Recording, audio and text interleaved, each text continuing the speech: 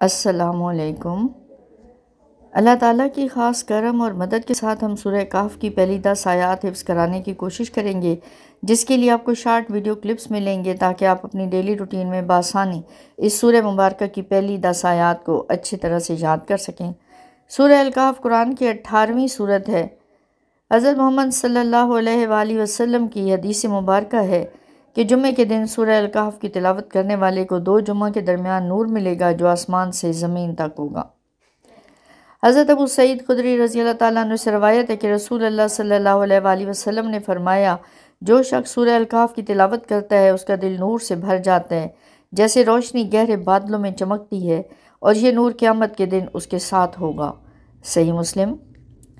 دجال کے فتنے سے بچنے کے لیے سورہ الکہف پڑھنے سے متعلق بھی روایات ملتی ہیں کہ سورہ الکہف کی ابتدائی 10 آیات حفظ کرنے سے فتنہ دجال سے حفاظت ہوتی ہے، اور اس کی دلیل مسلم شریف کی روایت میں ملتی ہے۔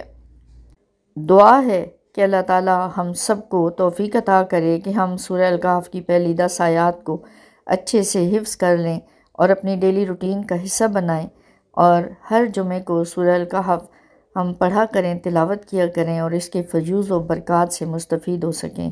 آمین ثم آمین۔